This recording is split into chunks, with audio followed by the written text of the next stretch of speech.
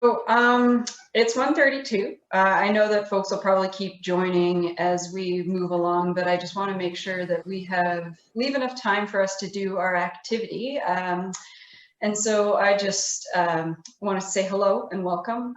For folks that I haven't met, my name is Sarah Breen, and I'm the Regional Innovation Chair in Rural Economic Development at Selkirk College.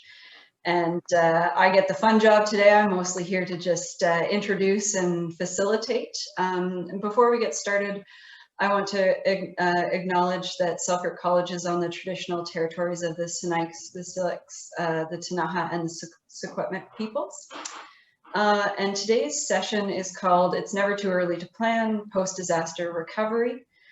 And what we're going to do is we're going to hear from two speakers off the start, and then I'm going to give an introduction to our interactive assignment. And depending on how many folks we have, we'll either go into a breakout room or we'll do it together. And I'm sure it'll be fun either way.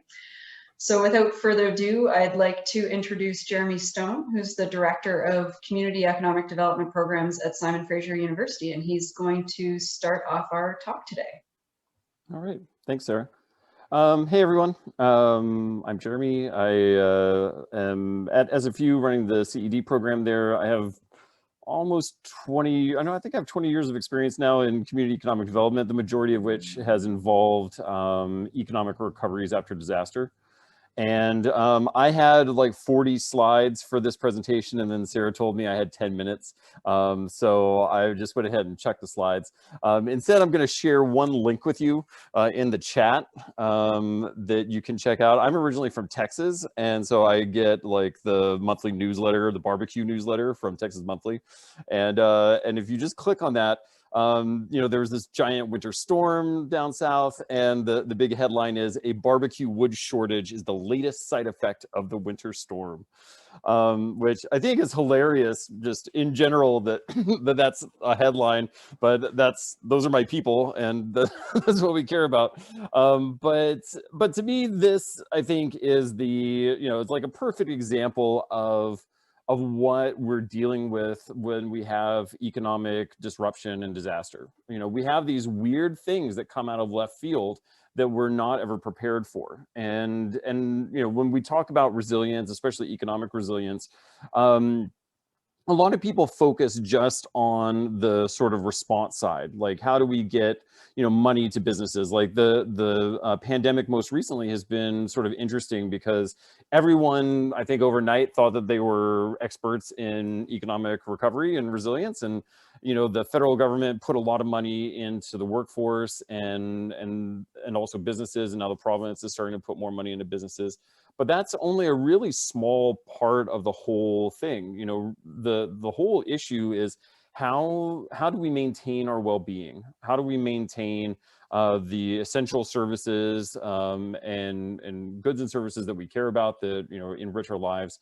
And a lot of that is not going to be solved with just some payments from the government. It's going to require a lot of planning, a lot of problem solving in the moment. So that in the case of the barbecue wood, there was no way. I mean, well, I'm sure they could have forecasted that this might happen, but even so, there's just no way to be prepared for everything. The critical aspect of economic resilience and recovery is having the infrastructure in place to be able to respond to everything. Can you have a group of people who know what to do when there's economic disruption? They know how to work together. They know where to pivot in terms of finding new locations for businesses, applying some local financing, dealing with supply chain disruptions, etc. What I think we've all seen with the pandemic, and what I definitely have seen in every disaster I've ever worked, is that people just are not prepared. There are no plans for economic resilience. Now, clearly there are plans after a disaster. We make recovery plans. but those are not the same at all, because those are just hazard specific. If you were to think about it, just in terms of your house, like we've broken a lot of glasses somehow, and so we make a plan for like replacing those glasses. That's the economic recovery plan. But the resilience plan is, well, what kind of team did we have set up to deal with the glasses once they broke? What do we do to replace and renew glasses? Like the whole thing. I mean, there's just a lot of stuff that goes into it.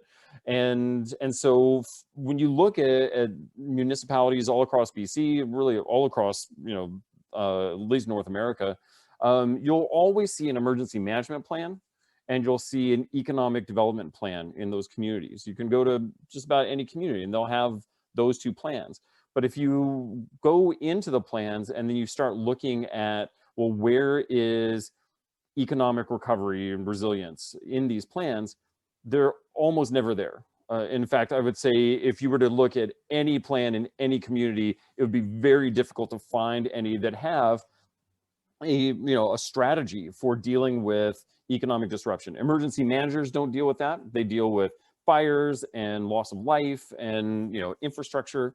Economic development plans, and the economic development community mostly just focus on attraction and small business retention and growth.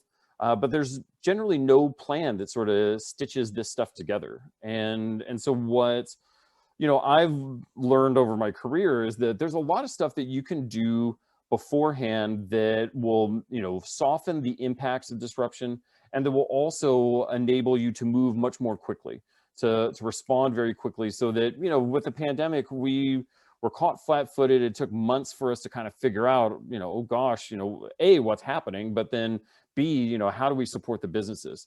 And so having a plan that, supports sense making, supports rapid delivery of services, and supports communication.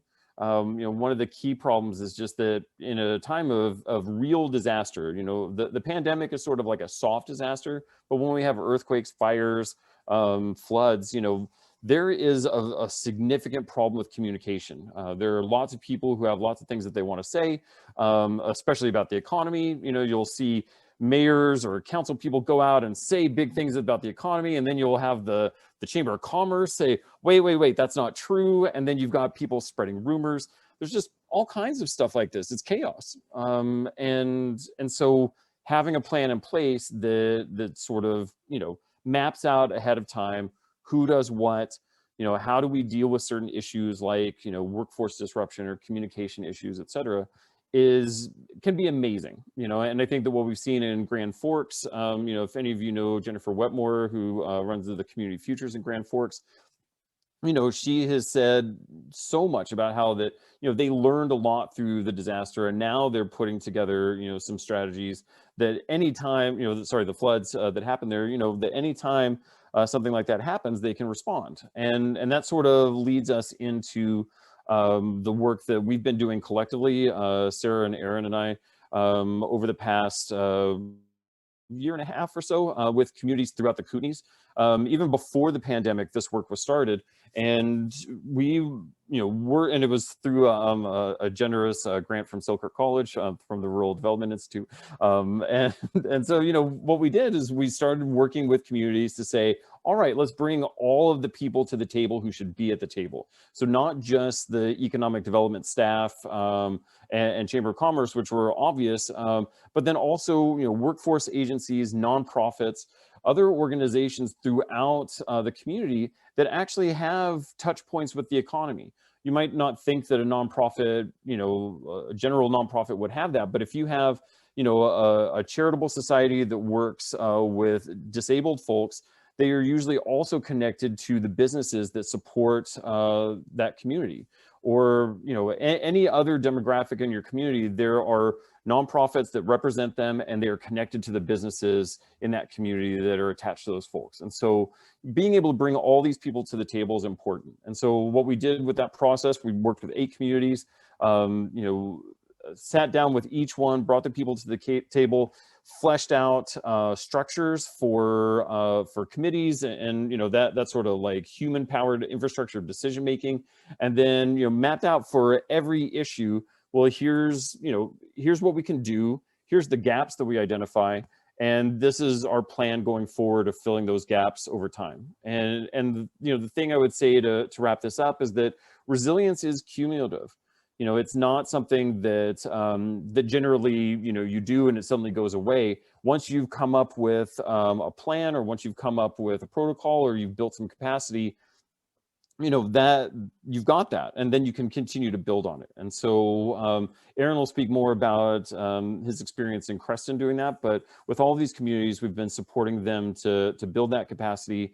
And going forward, we're going to try to bring together a regional network, so anyone who has a plan, any community that has a plan like this, are networked and can actually support each other and have mutual aid agreements where there might be gaps that they can't fill. So that's 40 slides in 10 minutes. Awesome. Thank you, Jeremy. We fully appreciate the 40 slides in 10 minutes overview of what is a very large and very detailed topic that has lots to say on that. And so, as Jeremy mentioned, our next speaker is going to be Aaron Gregory, who's the Economic Development Lead for Creston and North Kootenay Lake, to talk about his experiences with economic resilience planning. Perfect. Thanks, everyone. So happy to be here at this conference.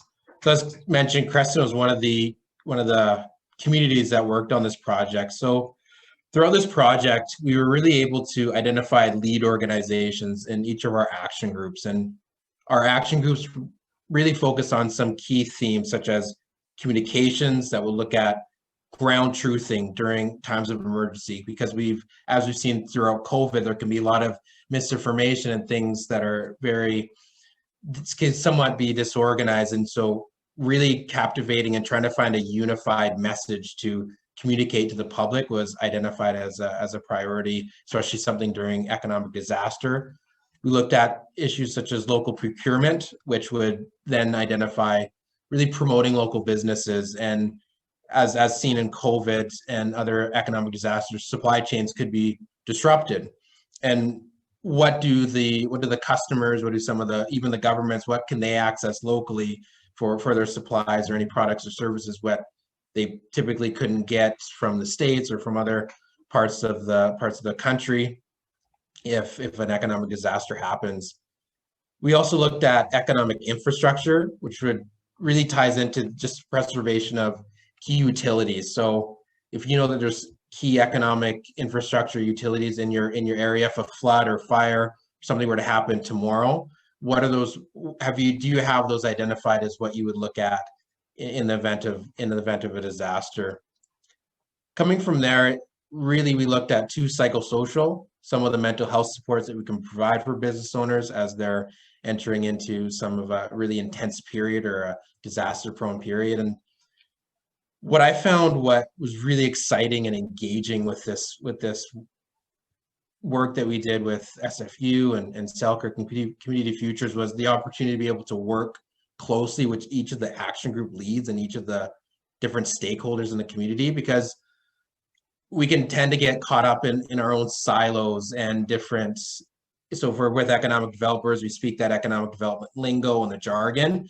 We might not be able to then connect in with other diverse groups in our community. By doing this work with the resilience planning, we were able to connect in with the people in the social services, to connect in with people that may work with people with disabilities, or connect in with tradespeople and other industries that we may not have done so unless we've completed this work. And that was something we were able to really bridge that gap through doing the work. And again, too, coming from this, we're able to incorporate some of the work that's already been done with economic development. So, for example, a BRNE program, we're able to add that into our resilience work to really not only stuff that's going on today that we could use with COVID, but also things that, in our plans here with economic resilience and BRNE, to be able to connect in with the business community and what they want to see coming out of COVID. How can we make the community stronger and recover faster during this pandemic? And also, are there some insights that we can take now through this pandemic that could be incorporated into our economic resilience plan? Because even though it was designed for something like a flood or forest fire, there are some things that we've learned through this current crisis that we can incorporate for future disasters.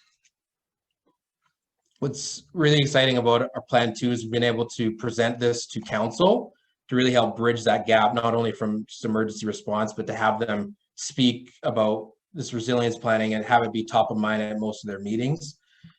And having it endorsed by council, then have it adopted to the wider audience for them to speak about at the town level, the local government level, but even to go broader to a regional level as well when we're speaking about mutual aid agreements, working with other communities. If there is a disaster in Grand Forks or something happened in Nelson, is there mutual aid agreements where we could work with other communities during times of disaster? And also to mandate a couple meetings a couple times a year, because we can, if we have those initial meetings with our stakeholders and lead groups, it can give us something to work towards. And throughout my process, I found that instead of having a list of 10 things for each of the leads to do to help build the resilience, we were able to break things down into what are the key urgent priorities for your organization. For example, if we're looking at developing, well, what are the key economic infrastructure assets that we need to protect? And who are some of the committee members that you could have a part of your action group? Focusing on those 2 things for them to complete, maybe it's in a quarter. That's a good way to build momentum if they only have to create a list of a few of the key assets in the community and pick up the phone and call 5 people in a few months. That's something that we can at least get the action groups to do to build that momentum. And then if we look at the whole year, then they're able to complete more items on their agenda or on that list, so that we're better prepared and we can potentially see around corners for that next disaster and be prepared to be more resilient. But I think really to bring this home and to really talk about the importance of us to be able to collaborate with each of the action group leads and work together with each people within the different stakeholder groups. I think that's what really made this resilience plan stronger. And not only to realize that it's not just one piece of the economy that's important, but it's the whole piece of the economy, all the citizens and the whole ecosystem that's really going to make us resilient for the next disaster. All right, so we'll conclude that slide so we can definitely get into the participation. So I'd love to, we can get next to Sarah, and then she'll be able to tell us more about the work that we're going to be doing. Awesome.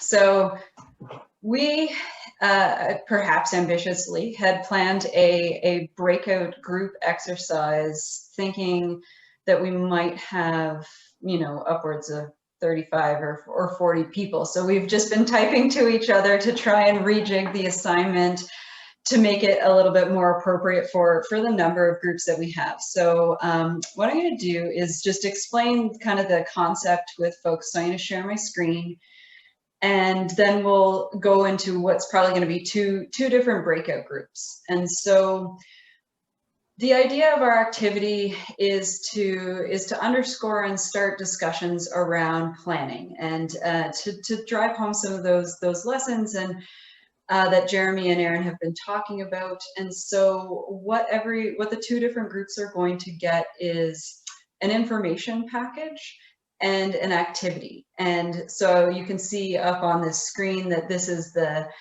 front page of the information package, and it describes a scenario of a fictitious town called Mountain Town, because I was the creative in charge of this, and I'm clearly not that creative when it comes right down to it. But so Mountain Town has experienced a catastrophic flood event recently, gives us some details about the flood itself, the impacts on the local community, both in terms of residential and business and farming, a little bit on the infrastructure side. So we know that from an emergency management perspective that immediate response has been completed, and we're now entering into that recovery phase. And so there's going to be activities based on supporting the community to rebuild, to recover, and to look to the future.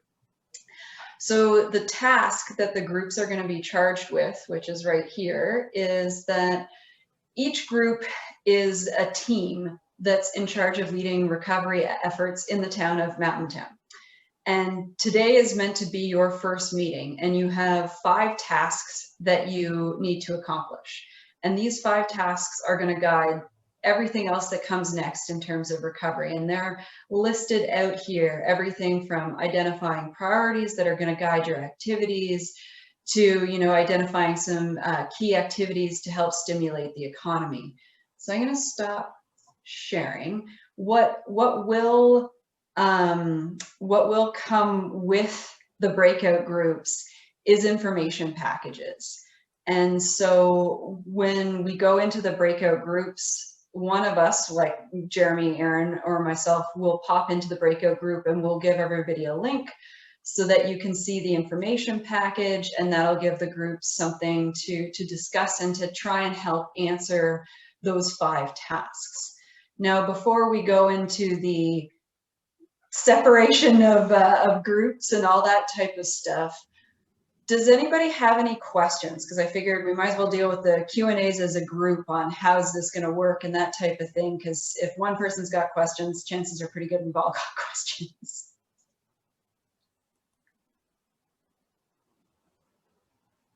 Nobody? Excellent. Either I'm super clear or no one's listening. I have a quick question. So are we going to have a couple minutes in the beginning just to read through the information package before we do the activity? Absolutely. So the breakout groups in our schedule, that's a great question because I don't think that I actually covered that. So thank you. We're going to have these breakout sessions be fairly lengthy. They're going to go from 2 until 2:30. And the hosts, so Jeremy and Aaron and I will pop in and out of the rooms and ask questions and maybe provide a little bit more information as the time goes along. So you'll get the overview, the activity, the questions, and some information. You and your group can, you know, take a look through things, talk about how best to answer those questions. Does that make sense? Perfect. Jeremy or Aaron, anything you want to add before we boldly go off? I would just say that even though it might feel at first like, oh gosh, we have to do work, you know, this will be relatively short, but you know, we're going to have a follow-up session. You know, the rest of the session afterward is just going to be us sort of having some feedback and thinking through some of the issues that came up with it. So so I hope all of you stick around and do it, because then we can chat more about the whole process of planning and whatnot afterward. Yes, which was the other item that I should have added, that when we come back together at 2:30, it's just meant to be that bigger conversation around, like, how did this exercise go? What did you learn? What was frustrating about it? Because, you know, Lord knows disasters are certainly frustrating and you never quite have the information that you need right when you need it and all those types of things. So I have dropped the first information package into the chat box. So folks can click on that. It should pop up as a link. And so you can start taking a look through the assignment as Mark splits us off into various groups, and hopefully this works and we will pop in and out of the groups and check on folks and see where we're at. All right, so while we're all back here and feel like a student about to get their own exam results, but the first question that I wanted to ask folks is how everyone found, call it like the first 5-10 minutes of that, like seeing those questions, which as near as we can tell are pretty reasonable, you know, like activities that a group coming together to plan economic resilience would have to grapple with, these identifying the priorities, who are we working with, all those types of things. So in that first, you know, 10 minutes or however long it was, when you didn't have any information, how did everybody feel about that?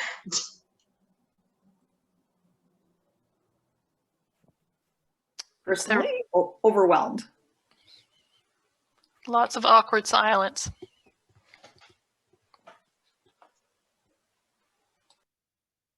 Jeremy or Aaron, since you knew what was coming, and I guess for full disclosure to everybody, if we had had a larger group, what we were going to do was have different groups and just give different information packages and not tell anyone that you were getting different levels of information and then come back and see how that worked. But we modified a little bit on the fly. So Jeremy and Aaron, from the discussions that you heard, do you want to give us an overview of, you know, what you heard and how things shifted as more information kind of came in? Well, I would just say right off the bat that you know, the thing that that struck me was that you don't know what you don't know. You know, so like the group that I was with, you know, they jumped into it. They started, you know, coming up with ideas. They were, you know, talking it through, but they didn't know that there was, you know, all this other stuff to think about. And so they started going down a direction of a plan, which is, I mean, it was great to see that happening, especially with the limited amount of information. I was really impressed with the, you know, I don't know, we never came up with a team name, but Team Awesome, of just, you know, how everyone like said, okay, well, we're going to do all these things, and really just picking out of just a few little details, like this richness of response and recovery. But then, you know, once the next, you know, information drop came, then it was like, oh, okay. You know, the world just sort of expanded a lot.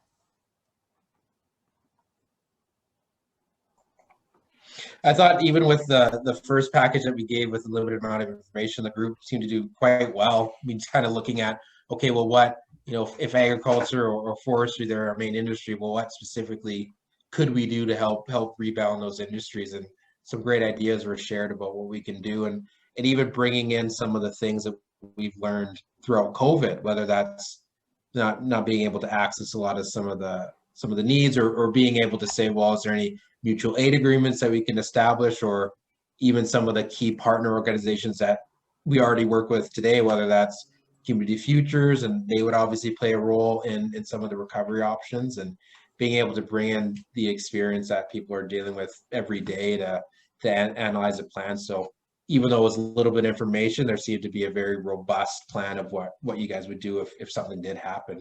So very impressive.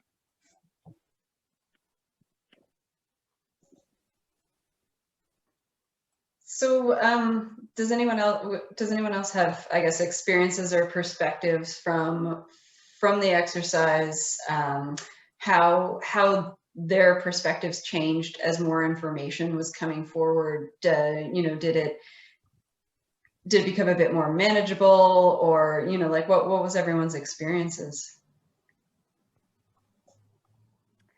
Yeah, I don't know about manageable. Sorry. It sounds awkward Zoom stuff. I have a very short thing to say. It was just when we got the second dump of information, it became obvious to me how much really has to be taken into consideration, and how much could be taken into consideration in advance with this kind of planning.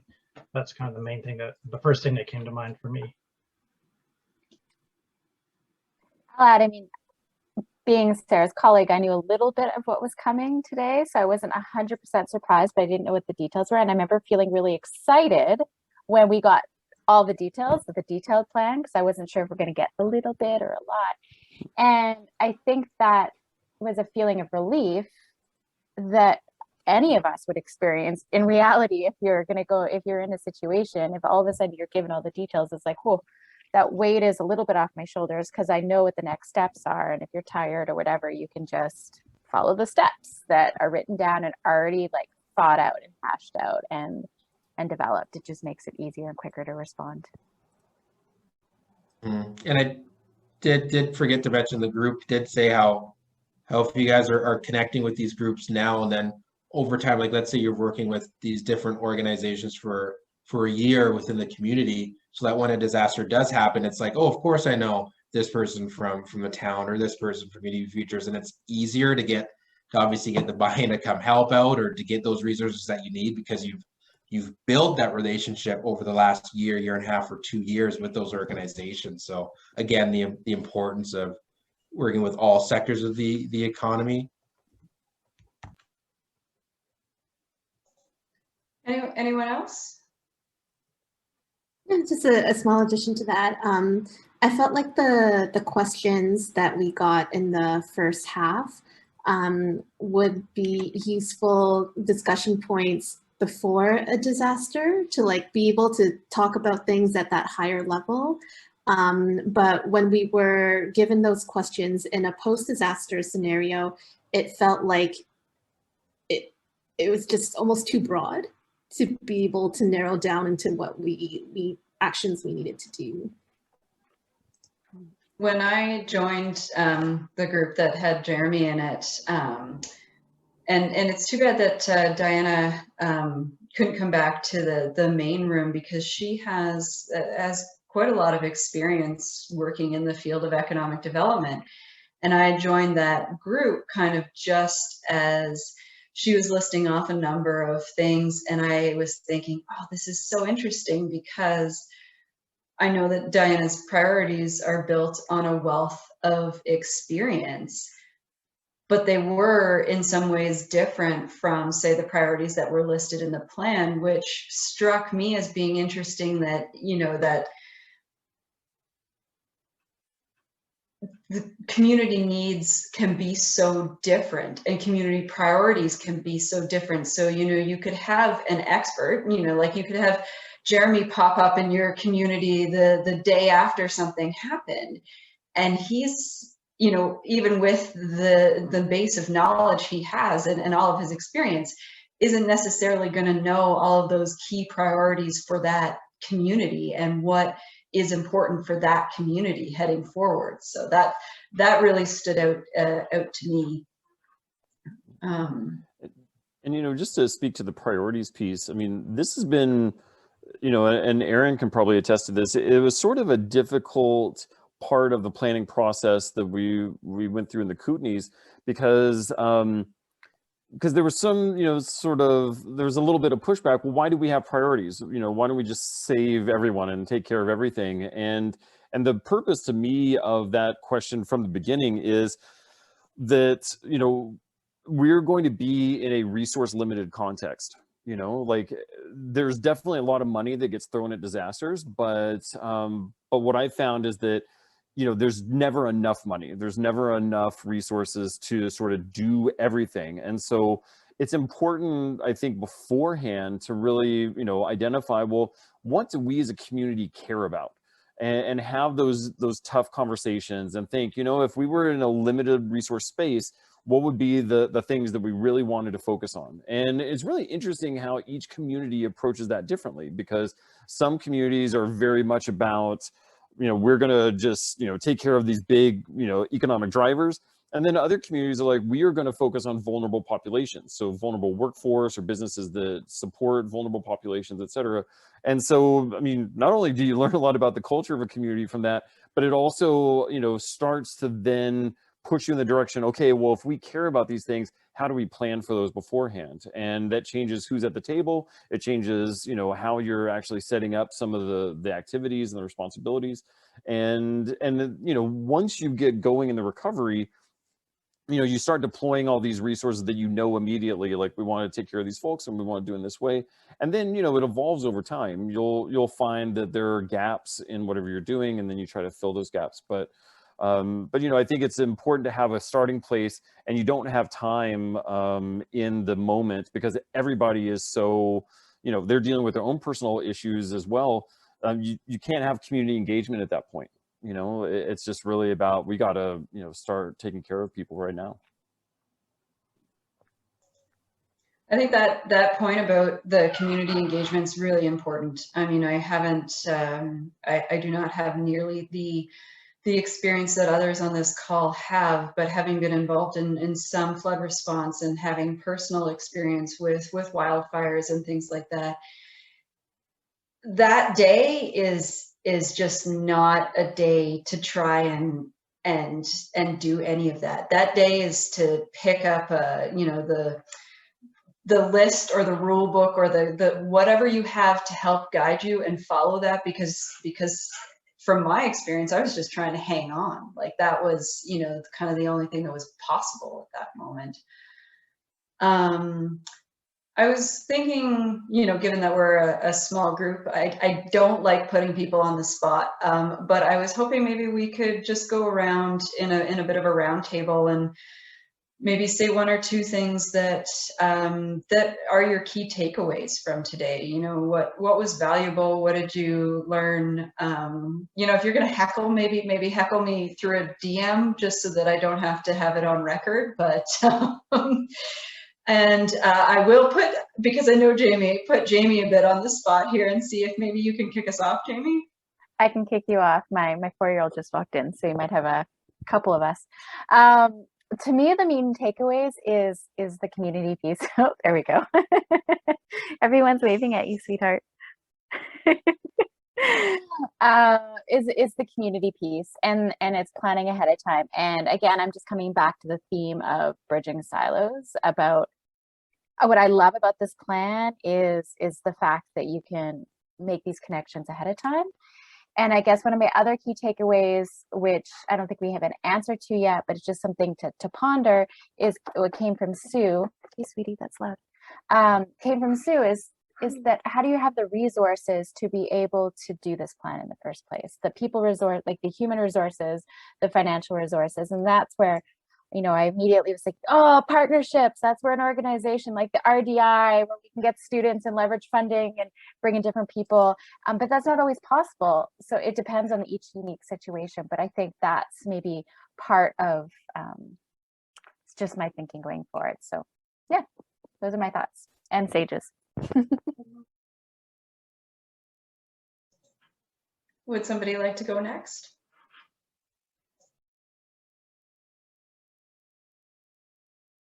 I guess I could jump in again if you want me to. I just learned, I thought, how important it is to have these plans, to do them now before the crisis hits. And I just come back to my theme for this whole meeting, for all meetings with environmental issues, is why are we moving so slowly? Forest fires, floods are not a new thing. We've had elections in this province since 1873 or something. More recently, 2010 Olympics, we spent literally billions of dollars for the Olympics. We could have done this sort of plan for all the communities in BC, because climate change was also not something that was not known about in 2010. I think the first Council of Participants, whatever it's called, the COP, was I think in 1991. And people said before then, in the late 80s already, this was well known. It's time to get going on this and not fuss about things like Olympics. So that's sort of my 2 cents. And this meeting again has once again made clear how important it is to look at these things.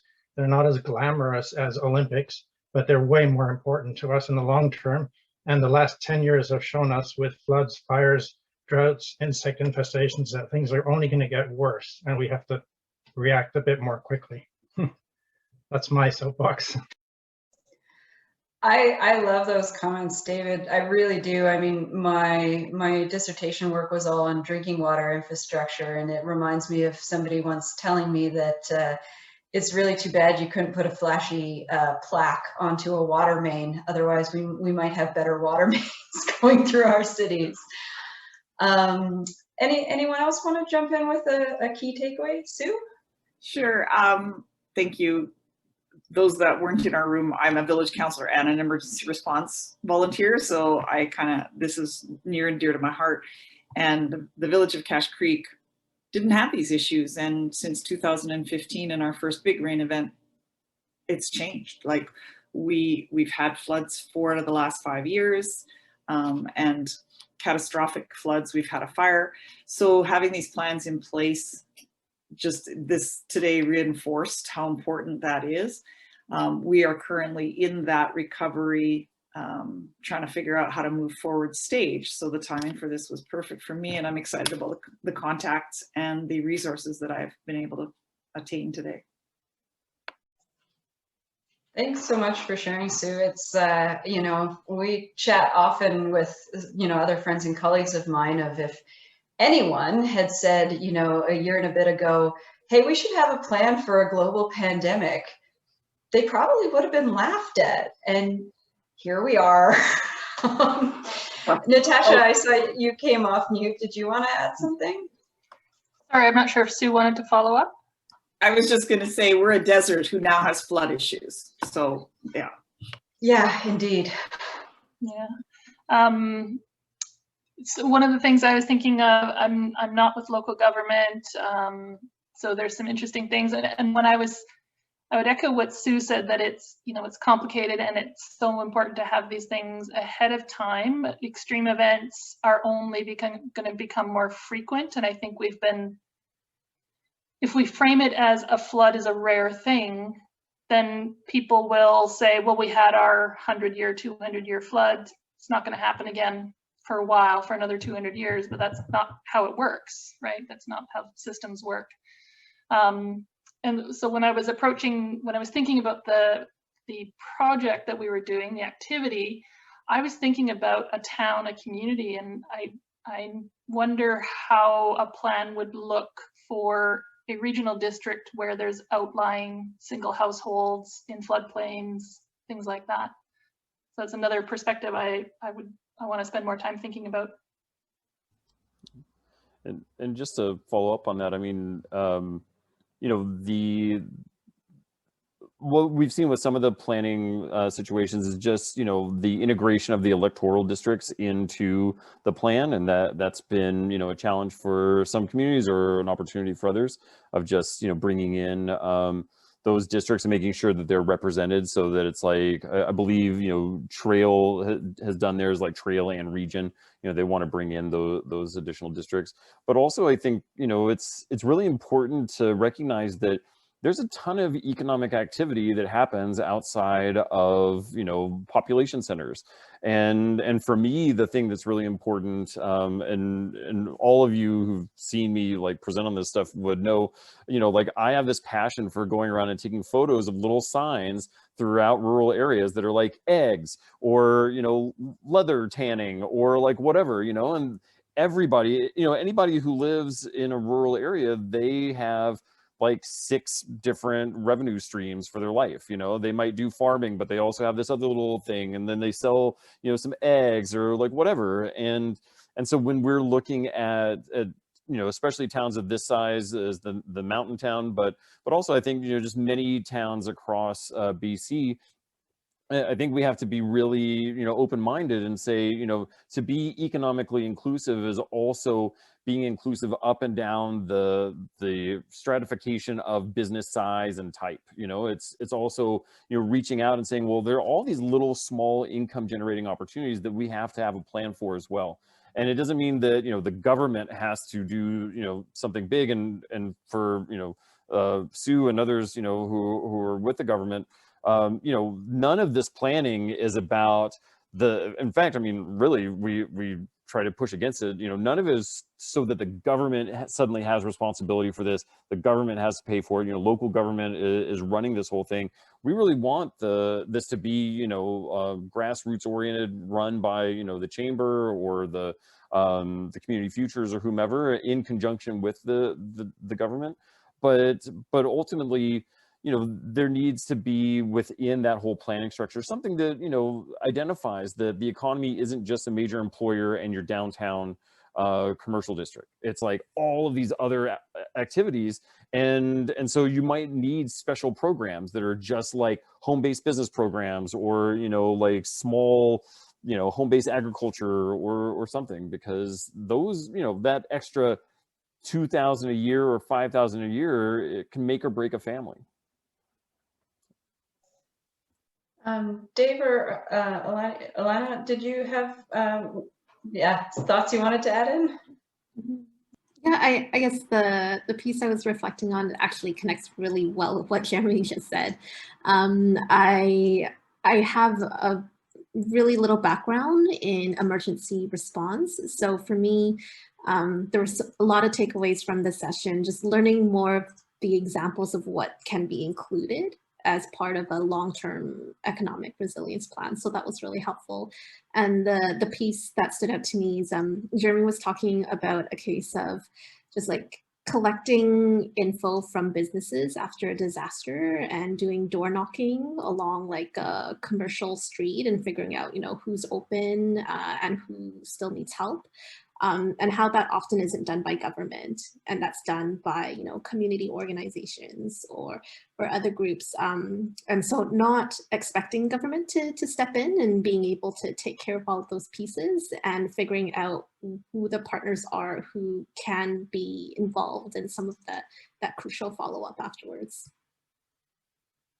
That's a great point. I know years ago I was at a session where the Community Futures was talking about the ambassadors that they sent out after some of the fires to individually go and, you know, get business cards off bulletin boards and contact businesses and go to their homes at a time when we were still allowed to hang out with each other in enclosed spaces, and help them figure out, this is the form to get this support, or this is the form to get that support, and actually just, you know, navigate that process and do that door to door, because so many businesses don't even have a storefront on a commercial avenue. I mean, until I took the job with Selkirk College, I was a consultant working out of my delightfully green room in my house. Nobody would have known that I was here. You know, it's a hard door to find. I'm not exactly on Main Street.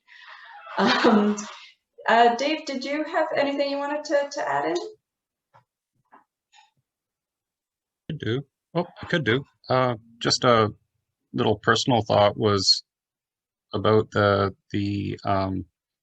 workings of the Emergency Operations Center and Jeremy's comments about how somebody would be there involved from the regional district or from the community shadowing through. And I was thinking, you know, I wouldn't want to be running that Emergency Operations Center or necessarily involved in the chaos of it, but it would be very interesting to work through and shadow, and then hopefully follow a plan that's been, you know, already figured out for you as you take it through the restoration or recovery kind of a scenario. So that was an interesting thought for sure.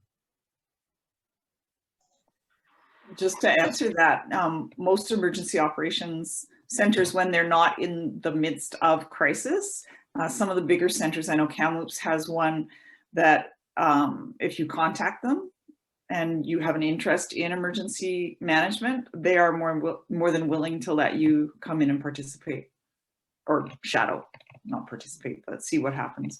Ours is completely volunteer based. So, you know, we depend on people like you. Right. All right. Here we go. Yeah. And one other key component I think that got missed too, when you were talking about the ambassador program that Community Futures did after our wildfires, is not-for-profits. Is they're a key and valuable part of the communities who provide financial support in other ways as well. And during COVID, and I also am president of the Lions Club, so through COVID and through the fires and the floods, we lost opportunities to fundraise. And so including those in those resiliency packages, or, you know, those groups in those resiliency packages, I think is really important. And you know, just to speak a little bit to that, you know, what I've seen in other disasters that I've worked is that, you know, we focused, like say after Katrina, you know, we had nonprofits that were doing the client facing work. You know, basically, you know, we were converting nonprofits into intake centers because a lot of nonprofits had direct connections to communities that were being underserved, you know, and so we wanted to make sure that we grabbed every community. So there were lots of nonprofits that, you know, hooked into those communities, but we were really clear to be asking for money that, you know, supported the nonprofits to actually do that work. And so that even if they were losing some of their other revenue streams, they were able to pivot some of their staff to do this work, and they were getting paid for it. And so, you know, I think that always, you know, in Canada, it's not as well developed. You know, this kind of, you know, funding is not as well developed as in the States, but, you know, we need to do a much better job at saying, okay, you know, when when something like this happens, it's not just supporting the businesses. We need to actually be supporting nonprofits to work with the businesses and work with the entrepreneurial community and work with every community that's impacted. And what I've seen during COVID is that we haven't had much money that's been put into planning, haven't had much money that's being put into these, extra supports, these wraparound organizations that provide all kinds of supports to the community. And it's really depressing. That makes me think a little bit of, so Jeremy and I have a colleague named Sean Markey who also works predominantly in rural communities, and we all heard the government funding call for programs like SIRIP and other ones that were around shovel-ready projects. And Sean's quote that sticks in my head was that we really need to be focused on shovel-worthy projects, not just any project that we can get going right now, because any project in this new context within, the context of COVID or post-flood or something like that might not actually be good for the community anymore. It might not be a priority anymore. It, could in fact cause more problems. And so trying to focus our efforts on things that are worthy of going forward, not just there and available. And I would just say that my perspective on it is like, just the whole notion of shovels at all is problematic, because I do think that there's a real emphasis right now on infrastructure funding and infrastructure development, which I understand, keys into like, maybe some new tourism opportunities and other infrastructure that is good for the economy. But I think that we need to, instead of having shovel-ready projects, have people-ready projects, like really, there's a lot of like soft skills and a lot of soft, non-infrastructure related supports that are needed. And we're not putting money into that. And just my last thing for today is just that, you may leave this, this session and think, well, how can I do this in my community? And there, you're going to go out and you might find like toolkits or other things that are available. And I, encourage you to check those out. But ultimately, what's going to be necessary is the actual, person-to-person, work that needs to be done, the community engagement, the partnership development, et cetera. And so, I would encourage all of you to not just, look for an out-of-the-box toolkit, look for, the supports and the folks who are there to actually help you go through this process, connect with the community, and develop something that's going to be tailored to you and that's going to do well for the people in that community. Because even in our process through the Kootenays, we found that, all these plans are sort of going in different directions because each community has a different interest and a different capacity to deal with these issues. That is a perfect segue into, one of my all-time favorite sayings, which is, if you've seen one rural community, you've seen one rural community. and everyone has different needs and for planning for recovery, for all of those types of things. I wanted to say thank you to everyone for sticking with the session, for participating. It's been lovely to hear all of these thoughts from everyone. Thank you to Jeremy and Aaron for presenting. We put our emails in the chat box. Anyone can feel free to reach out to any of us. Jeremy and I in particular are just full-blown resilience dorks who really like talking to people. So, reach out anytime, basically. We will always be happy to chat. So the wrap up is at 3:05. So I want to give folks time to refill their coffee mugs or take a comfort break. So again, just wanted to say thank you so much. It was lovely to spend the afternoon with everyone, and I'm glad that folks are walking away with something. Thanks again, everyone. Jeremy and Aaron, if you want to stick around, maybe we could just briefly debrief and then. Sure. I got to bounce. And we'll see ya. See you in the Bye, next everybody. closing. Bye, everyone.